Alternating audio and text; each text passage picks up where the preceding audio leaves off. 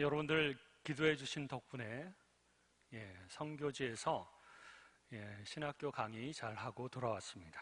감사합니다. 미국의 추수감사절의 유래가 이러하다고 합니다. 17세기 초에 영국에서 종교적 핍박을 받은 수많은 청교도들이 종교의 자유를 얻기 위해서 미국으로 건너갔습니다.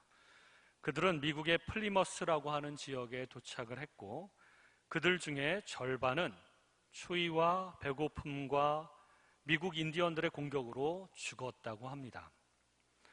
3년간 고생한 후에 그들은 옥수수와 곡물을 수확할 수 있었는데요. 수확한 후에 추수감사주의를 만들고 감사하며 축하했다고 합니다. 그래서 매년 11월 셋째 주일은 추수감사주일로 지킨다고 합니다. 우리 한국교회도 미국 교회와 같이 매년 11월 셋째 주일에 추수감사주일로 지키게 된 것이죠. 1년 중에서 정말 하나님 앞에 감사한 제목이 있습니까? 제가 물어봤더니 어떤 청년이 이렇게 대답했습니다. 특별한 건 없는데요. 매일매일 똑같고요. 특히 하나님께서 아주 큰 기적을 베풀어 주시거나 그러지 않은 것 같습니다. 올해는 그저 그렇습니다. 이렇게 대답하는 소리를 들었습니다. 하지만 하나님께서 1년 중에 특별한 은혜를 주시고 특별한 선물을 주시고 심지어는 무슨 특별한 기적을 베풀어 주시지 않아도 우리는 그분의 돌보심을 기억하며 늘 감사해야 되는 것이죠. 왜냐하면 하나님께서는 우리에게 일반 은총을 허락하셨기 때문에 그렇습니다. 일반 은총은 불신자든 신자든 하나님께서 우리 인간이 필요한 모든 것을 다 채워주셔서 그것으로 인해서 풍성한 삶을 누리도록 해주신 것, 그것이 바로 일반 은총이기 때문에 그렇습니다. 오늘 본문 5절에 보면 여호와는 선하시니 그의 인자하심이 영원하고 그의 성실하심이 대대에 이르리로다. 하나님은 참 인자하시고 선하신 분이신데 또한 성실하신 분이십니다. 그래서 끊임없이 우리를 돌보시고 먹이시고 공급해 주시는 분이시라는 것이죠. 영국에서 미국으로 건너간 청교도들은 수많은 고생과 죽을 고비를 인해 사실은 불평하고 원망할 만한 했었는데요. 불평하고 원망하지 않고 오히려 그 역경 속에서 지켜주신 것을 하나님께 감사했습니다.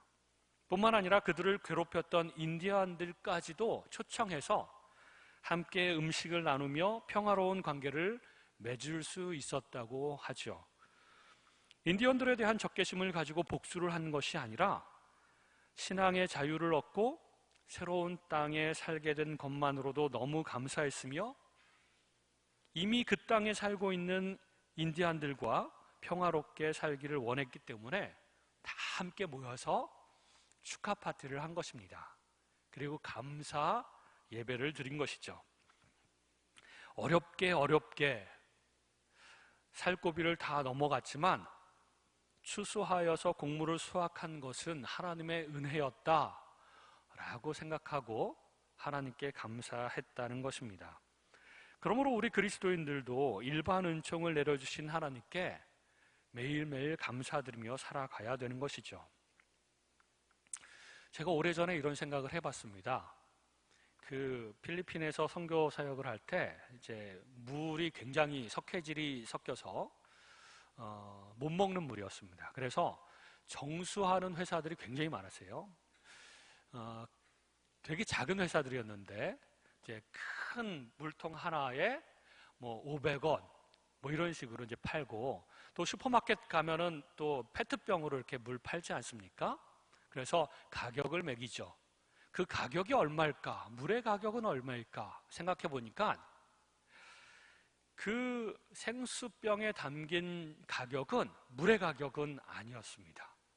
정수하는 가격, 그리고 페트병 만드는 가격, 운송하는 가격, 이런 것들을 다 포함해서 가격을 매기는 것이죠. 사실 물값은 공짜입니다.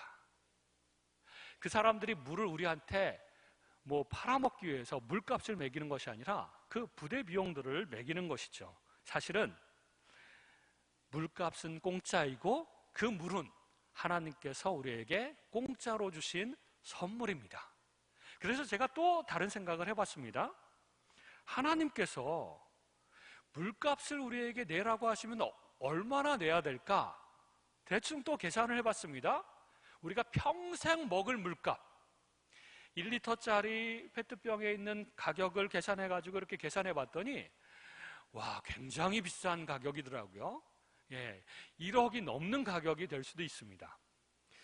그 물 자체가 주는 그 생명수와 같은 그 가치가 있는데 하나님께서는 한 번도 우리에게 물값을 내라고 하지 않으셨습니다. 그냥 공짜로 다 마음껏 퍼먹어라 이렇게 말씀하시는 것이죠.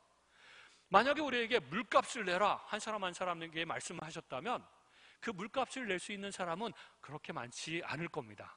저에게 하나님께서 물값을 내라, 평생을 먹을 물값과 씻을 물값과 요리할 물값을 다 계산해 갖고 내라고 하시면 하나님, 그 돈을 마련할 수 없을 것 같으니 차라리 죽겠습니다 이렇게 얘기하지 않을까요? 그런데 그렇게 청구하지 않으시기 때문에, 그리고 모든 것들을 공짜로 주시기 때문에 감사한 것이죠. 물이 없으면 우리가 살 수 있겠습니까? 우리가 마시는 산소도 마찬가지입니다. 제 아내가 아팠을 때 병원에서 산소통을 꼈는데 제가 물어봤어요. 그랬더니 이 한 통 전체도 비싸지만 그거를 1시간 단위로 나눠서 계산을 해서 청구를 했습니다. 그때 당시 상당히 비싼 걸로 기억을 하고 있는데요. 그 산소값도 하나님께서 우리에게 내라고 하시면, 평생을 마시고 들이마시는 그 산소값을 내라고 하시면, 계산해서 청구하시면 어떻게 될까? 그것도 마찬가지입니다. 하나님, 그 가격이 너무 비싸서 낼 수가 없습니다. 차라리 죽겠습니다. 이렇게 말하지 않겠습니까? 아니면 너무너무 산소가 비싸면 조금씩 들이마시면서 멈추고 또 살짝 내쉬었다가 겨우겨우 그렇게 숨 쉬면서 살아갈 수밖에 없을 것입니다. 물과 산소뿐만 아닙니다. 모든 식물을 하나님께서 공짜로 먹어라, 온갖 다양한 식물들을 다 내려주셨고, 심지어는 동물까지, 맛있는 생선과 고기까지 우리에게 공짜로 다 주셨습니다. 마음껏 잡아먹어라. 그렇게 풍성하게 우리에게 모든 것을 다 공짜로 주셨죠. 제가 필리핀 세부에서 학교와 교회 사역을 할 때에 사실은 월세를 살았습니다. 그러니까 그 땅을 구입한 것이 아니라 사실 재정이 부족해서 한 500평 정도 되는 땅에 큰 건물이 2개가 있었는데 그것을 전부 월세로 살았습니다. 그 중국계 할머니가 집주인이었는데요. 이분은 땅을 많이 소유한 부자였습니다. 그리고 매달 월세를 받으러 직접 오셨습니다. 계좌 이체보다는 현금을 좋아하셔가지고 현금을 받으러 오셨는데, 그러면서 땅 주인의 특유의 거두름을 피우면서 잔소리를 하셨습니다. 건물 사용을 잘 깨끗하게 해야 되고, 고장난 것 없이 잘 해야 되고, 사역은 이렇게 해야 되고, 이런 얘기를 이제 자주 했습니다. 그때 제가 생각한 것이 좀 이상하다, 이런 생각이 들었어요. 과연 진정한 땅 주인은 누구인가? 생각을 해보면 누구죠? 하나님이잖아요. 사실은 하나님께서 지구 전체를 만드시고 모든 땅을 인간에게 공짜로 주셨습니다. 마음껏 사용해라. 그런데 고대 시대부터 인간들은 이건 내 땅이다, 이건 내 땅이다, 심지어는 전쟁을 불사하면서 땅을 차지하기 위해서 노력을 했죠. 지금은 땅을 얻기 위해서 열심히 돈 벌어서 땅을 사고 건물을 사고 아파트를 사고, 그러면서 이 땅은 내 거다, 난 땅이 많다, 부자다, 이렇게 생각하고 있는 것이지만, 하지만 진정한 땅의 주인은 하나님이십니다. 그렇게 생각하니까 또 이런 생각이 듭니다. 나는 누구인가? 나는 누구죠? 진정한 땅 주인이신 하나님의 아들이죠. 그러니까 땅 주인의 아들인 거예요. 그런데 땅 주인도 아닌 사람이, 그 할머니, 중국계 할머니, 땅 주인도 아닌 사람이 진정한 땅 주인의 아들에게 땅값 월세를 따박따박 받으러 오시는 거예요. 그리고 그렇게 거드름을 피우면서 잔소리를 하면서 땅값을, 그 월세를 받아가시는데 그게 말이 되는가, 이런 생각을 한번 해본 적이 있습니다. 하지만 그 땅 주인은 하나님을 잘 모르니까 내가 그냥 넘어가 주는 걸로 하자, 이렇게 생각을 했습니다. 우리는 다 알잖아요. 그리스도인들은 다 압니다. 모든 땅의 주인은 하나님이시고 나는 그분의 자녀다. 사실은 사람들이, 불신자들이 몰라서 그렇지 우리는 정말 대단한 사람들입니다. 어쨌든 하나님께서는 땅도 공짜로 다 나눠주시면서 마음껏 사용해라, 마음껏 살고 마음껏 지내고 마음껏 누려라 라고 말씀하시는 것이죠. 그 외에도 하나님은 우리에게 지구상의 모든 자원들을 공짜로 주셨고, 하나님께서는 우리 사람들에게 지혜와 건강과 미적 감각과 기술과 재능들을 주셔서 풍요롭게 살아갈 수 있도록 허락해 주신 것입니다. 그런 일반 은총만 생각해도 우리는 너무나도 감사하죠. 올 한 해 하나님께서 특별한 은혜를 주시고 특별한 선물을 주시고 기적과도 같은 놀라운 일들을 해주시지 않아도 우리는 매일매일 살아가는 것, 그래서 하나님 안에서 풍요롭게 모든 것들을 공짜로 누리고 살아가는 것만으로도 감사하지 않을 수가 없다는 것입니다. 하나님은 절대로 청구서를 우리에게 내미는 법이 없다는 것이죠. 때로는 우리는 많은 것을 가지고 있음에도 불구하고 우리가 가지고 있지 않은 것 때문에 불평합니다. 큰 집을 가지고 있어도 더 많은 것들을 가지지 못해서 불평하고 사람들하고 비교하고 그러면서 힘들어하고 슬퍼하고 그런다는 것이죠. 사실 70년대, 80년대만 하더라도 저희가 많이 가난했기 때문에 미국인들이 부러웠습니다. 모든 것이 풍족한 나라에서 태어났다면, 나는 미국인으로 태어났으면, 아니면 부자 아버지 밑에서 태어났으면 얼마나 좋았을까, 이런 생각을 많이 했었습니다. 그런데 이제 한국이 그 반열에 올랐습니다. 세계 10대 강국이 되었고 부자가 나라가 되었던 것이죠. 그래서 다른 나라의 수많은 사람들이 한국인으로 태어나서 이 풍성함을 누리고 살면 얼마나 좋을까, 이렇게 부러워한다고 합니다. 그리고 실제로 많은 외국 사람들이 한국으로 이민 오기도 하고 또 한국인으로 귀화 신청도 굉장히 많이 하고 있다고 합니다. 그런데도 한국인들은 불행하다고, 불만족스럽다고, 불평하고 원망하면서 힘들다고 그렇게 지내고 있죠. 20년 전에 중고등학생들과 대학생들을 데리고 단기 선교팀을 꾸려서 필리핀 오지 마을에 단기 선교를 갔습니다. 화산 밑에 사는 피그미족 같은, 그러니까 굉장히 키도 작고 머리가 꼬불꼬불 곱슬곱슬하고 굉장히 원시적인 삶을 살고 있는 그런 마을이었는데요. 그 열악한 환경을 경험하고 난 후에 어느 고등학생이 간증하는 시간에 이런 간증을 나눴습니다. 자기는 지금까지 한국에서 살아가면서 가장 가난하다고 생각해서 자기만 불행하다고 생각을 했는데 여기 와서 보니까 자기는 너무 부유하다라고 하는 생각 가운데 감사한 마음이 생겼다고 얘기를 했습니다. 그리고 엄마가 반찬 해주시는 건 맨날 반찬 투정하면서 지냈는데 이제는 김치 하나만 있어도 너무 감사하게 먹겠다고, 다시는 불평하지 않겠다고 이런 간증을 했습니다.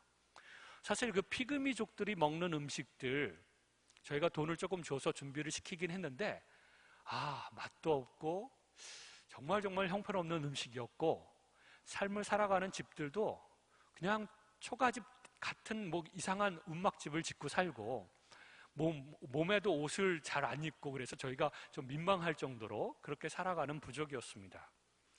그런 곳에 태어나지 않은 것이 너무나도 감사하다. 단기 선교를 갔던 사람들이 이구동성으로 얘기하는 것이 여기에 태어나지 않은 것 너무 감사하다. 한국에서 태어난 것이 너무 감사하다. 이런 얘기를 서로 나눈 적이 있습니다. 그래서 열악한 환경에 가보면 우리가 가지고 누리고 있는 것이 얼마나 풍요롭고 대단한 것인지를 깨닫고 감사하지 않을 수가 없는 것이죠. 우리는 그것을 종종 너무나도 자주 잊어버리고 살아간다는 것입니다. 두 번째, 우리가 감사해야 되는 것은 신앙의 자유를 주신 것을 감사해야 됩니다. 청교도들이 추수감사절을 통해서 신앙의 자유를 주신 하나님께 감사했습니다. 영국 국교회는 영국화한 카톨릭인데 신교도들을 많이 핍박을 했습니다. 그래서 그 핍박을 견디다 못해서 화물선 메이플라워호를 타고 대서양을 건너서 미국으로 가자 결심한 것입니다. 심지어는 겨울철에 그 어마어마한 바다 대서양을 건넌다는 것은 굉장히 위험한 일인데도 불구하고, 게다가 대서양을 건너서 미국에 가면 집도 없고 밭도 없고 아무것도 없습니다. 맨 땅에 헤딩하듯이 처음부터 모든 것을 다 일구고 만들어야 되는 그런 혹독한 환경 속에서 살아가야 되는데, 그럼에도 불구하고 목숨을 걸 일인데도 불구하고 신앙의 자유를 찾자. 신앙의 자유만 있다면 목숨이 아깝지가 않을 정도로 목숨을 걸고서라도 내가 신앙의 자유를 찾으리라 라고 생각해서 그 대서양을 건넜다는 것입니다. 신앙의 자유는 그들에게 목숨보다 중요했던 것입니다. 마음 놓고 내가 믿을 종교와 내가 섬길 하나님을 선택할 수 있는 나라가 사실은 지금도 별로 많지 않습니다. 전 세계 200개가 넘는 나라들 중에서 종교의 자유가 있는 나라는 몇 나라가 되지 않는다고 합니다. 자유가 있는 나라들도 가족들의 핍박은 심각할 정도입니다. 종교의 자유 있다, 그 나라는 그렇게 정책을 삼았지만 우리 가정에서, 우리 가문에서 이 종교를 배신하고 다른 종교로 개종하다니, 그러면서 굉장히 심하게 핍박을 하는 것이죠. 그래서 전 세계 수많은 사람들이 이슬람교, 힌두교, 불교, 유교, 신토교, 그 외에 토착신앙의 굴레에서 벗어나고 싶어도 벗어날 수 없는 그런 환경 가운데 살아간다고 하는 것이죠.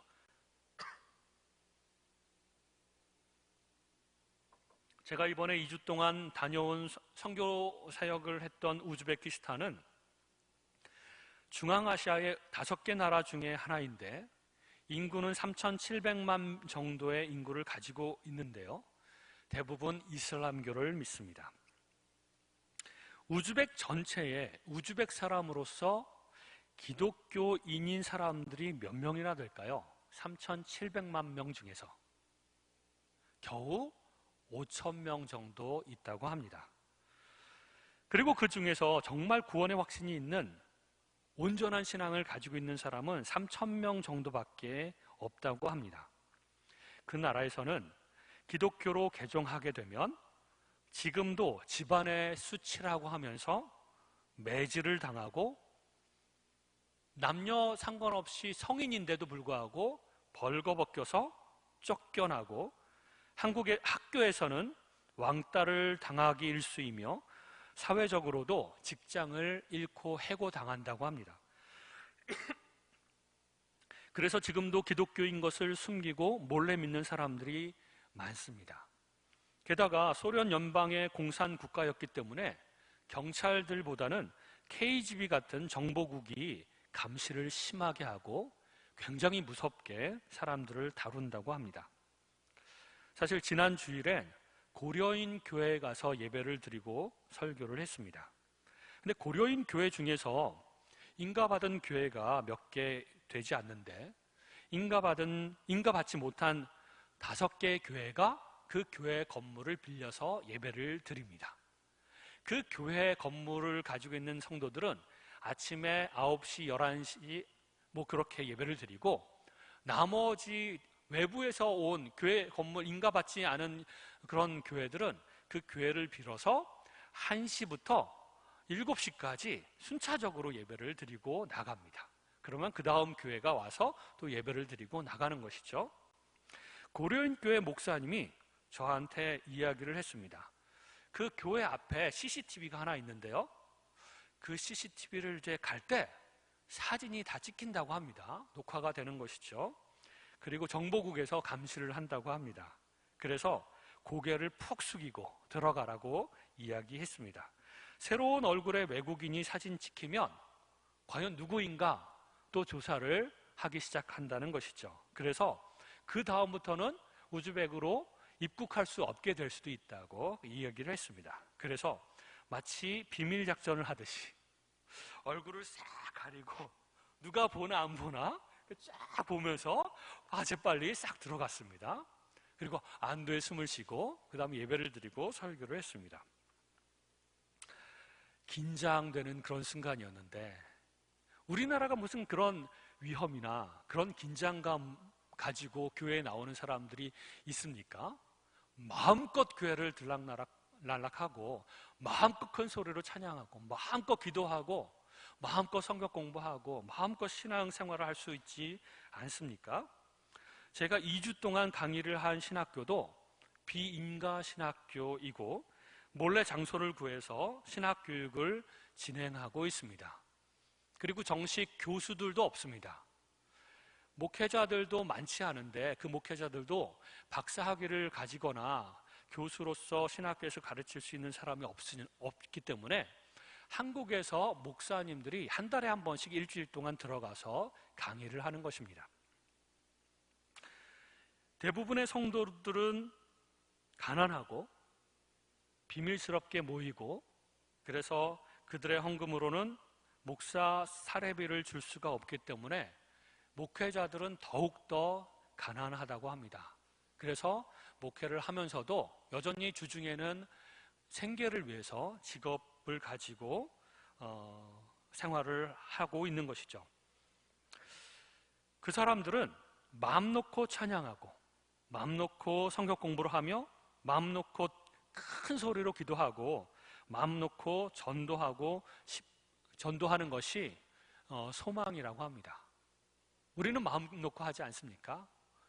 오히려 길거리에서 예수 천다 뭐 그러면서 외치도 눈살은 좀 찌푸릴지언정 아무도 경찰이나 뭐 이렇게 잡아가지도 않습니다. 마음 놓고 할 수가 있는 것이죠. 신앙의 자유가 있다는 것만으로도 사실 너무 감사한 일입니다. 목숨보다도 신앙의 자유가 중요했던 청교도들처럼, 그리고 오늘날도 신앙이라고 하는 이유 때문에 끊임없이 핍박을 받고 고난을 당하는 수없이 많은 기독교인들, 전 세계에 흩어져 있는 그런 기독교인들을 생각한다면 우리는 이 한국에서 마음 놓고 신앙생활을 하는 것만으로도 너무나도 감사한 일입니다. 우리가 만약에 우즈베키스탄에 태어났다면 과연 예수 믿을 기회가 있었을까? 하나님의 복음을 들을 수 있는 기회가 있었을까? 그리고 마음 놓고 신앙생활하면서 영적으로 쭉쭉 자라날 수 있었을까? 이런 생각을 하면 아주 끔찍합니다. 하나님, 저를 대한민국에 태어나게 해주셔서 너무나도 감사합니다. 기도하지 않을 수가 없는 것이죠. 내가 예수 믿어서 교회에 나왔다는 것은 누군가 마음 놓고 전도를 했기 때문에, 마음 놓고 교회를 가자고 이끌었기 때문에 내가 지금 이 교회에 나오게 된 것이 아닐까요? 그렇게 신앙생활을 하는 것이 아닐까요? 그렇다면 이 환경이 얼마나 감사한 일인지 모릅니다. 우즈베키스탄은 전도하기가 매우 힘듭니다. 자기가 크리스찬인 것이 들키는 것도 굉장히 위험하고 불이익을 당할 수 있기 때문에 누군가에게 전도한다는 것은 너무나도 위험한 일입니다. 그래서 조금씩 친해지고 친구가 되고 아주 믿을 만한 관계가 되면 그제서야 조금씩 복음을 전한다고 합니다. 이런 나라들이 너무나도 많습니다. 거의 대부분의 나라라고 볼 수가 있습니다. 신앙의 자유가 있는 나라는 그렇게 많지가 않기 때문에 그렇습니다. 오늘은 추수감사주일인데 추수감사절은 특별히 한 해 중에 하나님께서 우리를 공급하시고 우리에게 은혜를 베푸신 것을 기억하며 특별하게 감사하는 날입니다. 모든 것이 하나님으로부터 공급되었습니다. 공짜로 공급되었습니다. 풍성하게 공급되었습니다. 그래서 공기도요, 조심조심 마시지 마시고요, 마음껏 들이마시십시오. 물도 그냥 꿀꺽꿀꺽 하루에도 참 많이 마셔도 공짜입니다. 공짜입니다. 그리고 모든 것들을 마음껏 누리고 즐기고 하나님께서 주신 그 분복을 감사하는 마음으로 다 누리시기 바랍니다. 하나님께서 그렇게 우리에게 베풀어 주신 것입니다. 4절 말씀 보면 감사함으로 그의 문에 들어가며 찬송함으로 그의 궁정에 들어가서 그에게 감사하며 그의 이름을 송축할지어다. 감사할 이유가 너무나도 많기 때문에 우리는 감사함으로 그 문에 들어가고 찬송하며 주님의 영광을 높여드리지 않을 수가 없는 것입니다. 물론 특별히 1년 동안 하나님께서 나에게 특별한 은혜를 주시고 특별한 선물을 주시고 특별하게 공급해 주시는 것들이 있고 그렇다면 더욱더 감사해야 되겠죠. 하지만 그런 것들이 생각나지 않더라도 기본적으로 내가 일상생활을 정말 풍요롭게 살아갈 수 있도록 해주시고 또한 종교의 자유로 마음껏 주님을 믿고 찬양하고 마음껏 신앙생활을 하며 주님께 가까이 갈 수 있는 것만으로도 너무나도 감사하기에 하나님 감사합니다. 날마다 감사하지 않을 수가 없습니다. 하나님 감사합니다. 이것도 감사합니다. 저것도 감사합니다. 이렇게 하나님 앞에 고백하고 찬양할 수 있는 것입니다. 그러므로 나보다 더 없는 사람, 나보다 더 누리지 못하는 사람들을 기억하며 하나님 이렇게 많은 것들을 공급해 주셔서 감사합니다. 그리고 나와는 달리 신앙의 그 자유가 없어서 핍박받고 있는 다른 그리스도인들을 생각하면서 하나님 마음껏 신앙생활하게 해주셔서 감사합니다. 우리는 이런 고민을 하죠. 한국 교회는 이런 고민을 합니다. 우리 교회는 성가대가 왜 저래? 다른 교회는 더 잘하는데, 우리 교회는 찬양팀이 왜 저래? 다른 교회는 더 멋진데, 우리 교회 목사님은 왜 저래? 다른 교회 목사님은 더 훌륭하신데, 우리 교회 성도들은 왜 저래? 우리 교회 예배당은 왜 이렇게 낡았어? 이런 생각을 합니다. 아이고, 성교지에서는요 성가대가 없습니다. 찬양팀도 없습니다. 기타 하나 메고 사람들이 찬양 인도하고요. 그리고 이렇게 멋진 교회 건물 없습니다. 없어요.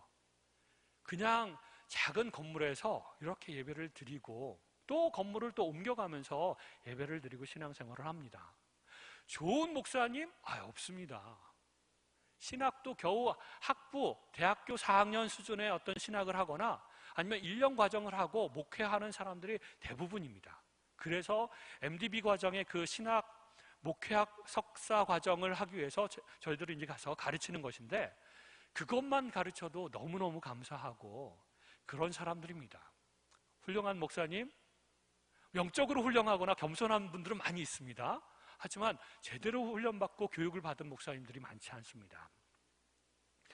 그 선교지는 무엇이 있느냐 없느냐 문제고 우리는 무엇이 더 좋은 것이냐, 좋은 것을 우리가 가지고 있느냐 없느냐 그런 것으로 우리가 고민하고 불평하는 경향이 있습니다. 없는 그들을 생각하면서 우리는 감사해야 될 것입니다. 하나님, 이렇게 아름다운 성가대, 아름다운 노래를 하는 이 성가대에 있는 교회 다니게 해주셔서 감사합니다. 그래도 신대원을 나온 목사가 이렇게 설교하는 교회에 나오게 해주셔서 감사합니다. 하나님, 건물이 있는 것만으로도 너무 감사합니다. 하나님, 그렇게 감사하며 신앙생활하는 저와 여러분이 되시기를 주님의 이름으로 축복합니다.